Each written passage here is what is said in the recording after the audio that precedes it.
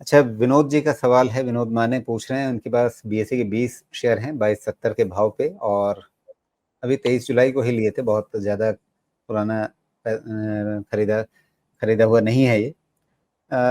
तो इनके लिए क्या नज़रिया बनता है, क्योंकि अब काफ़ी सुगबुगाहट बन रही है कि जल्दी ही एनएसई की भी लिस्टिंग की प्रक्रिया आगे बढ़ेगी, काफ़ी लग रहा है तैयारियां हो रही है। हाँ, महंगे तो हैं ये शेयर्स राजीव जी, लेकिन इसके पीछे रीज़न भी है। और जो मेरी रीडिंग थी वो यही थी कि 3000 से 3200 250 के रेंज में बीएसई का एक साइकिल टारगेट अचीव हो रहा है। तो वो अचीव हुआ भी, अप्रैल में हाई बना भी, उसके बाद करेक्शंस अच्छे आए भी जुलाई तक में। मतलब करेक्शन कहाँ से कहाँ तक आ गए, 3264 से करेक्शन आपका करीब-करीब 2105 तक, इतना करेक्शन हुआ बीएसई लिमिटेड में। यहाँ से अब ये एक न्यू लीज ऑफ लाइफ लेके आ रहा है, एक नए साइकिल की शुरुआत कर रहा है। मुझे इसका ये अंदाज़ा लगता है।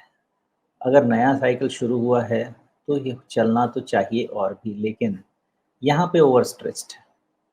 तो ओवर स्ट्रेस्ड होने का मतलब यही होता है कि यहाँ से तो हाथ-पैर टूटने के चांसेस रहेंगे ज़्यादा अगर हम इसमें एडवेंचर करने जाएँ तो। लेकिन अब साथ में ये भी ध्यान रखें कि ये जो लेवल बन गया आज की कैंडल का लो, आज का ये है ना, हाँ, आज के कैंडल का लो हो गया 3345। ये आपका सैक्रोसेंट बॉटम मान लीजिए, ये होल्ड करता है, ये मोमेंटम ठीक रहेगा, लेकिन फिर भी 4000 के ऊपर ही इसका फ्रेश मूवमेंट होना चाहिए ऑन क्लोज। उसके पहले थोड़ी-सी दिक्कत हो सकती है।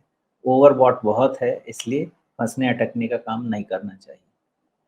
जी, लेकिन विनोद जी के अटकने की संभावना तो कम लग रही है। इन्होंने बहुत बढ़िया भाव पे खरीदा है, 2270 के आसपास का। बिल्कुल रिसेंट बॉटम नहीं भी लिया इन्होंने, तो भी मतलब कोई बुरा भाव नहीं कहा जाएगा इसे। सही बात है, वो अच्छा भाव है। यहाँ से तो आप ऑलमोस्ट आधे भाव की बात कर रहे हैं। अगर वैसी बात है तो फिर आपका ट्रेलिंग स्टॉप लॉस आपको डिफाइन करना पड़ेगा, और वो ट्रेलिंग स्टॉप लॉस अभी तक तो यही बनता है 3000 के आसपास का। उसके पहले तो कोई भी नहीं बनता है उतने डीप डिस्काउंट पे जिसने बाय किया है उसके लिए। बिकॉज़ आप डेली कैंडल ही देखें तो 3 कैंडल में ही ये भाई साहब 3000 से पहुँच गए 4000। तो स्टॉप लॉस लाएँ कहाँ से? ये भी तो क्वेश्चन है। जी, चलिए तो अब यहाँ पे फ़िलहाल आपके लिए विनोद जी यही कहा जा सकता है। आप पूछ रहे हैं इसमें आगे क्या करें? तो मज़े करें, और क्या कह सकते हैं।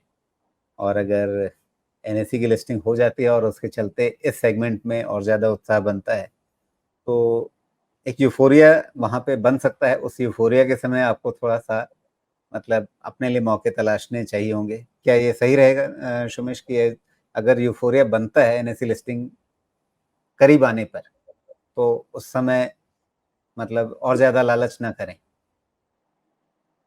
अ, किस वैल्यूएशन पे लाते हैं वो डिपेंड करता है, बिकॉज़ एनएसई का ग्रे मार्केट प्रीमियम तो बहुत ज़्यादा चल रहा है, ऐसा सुनते हैं।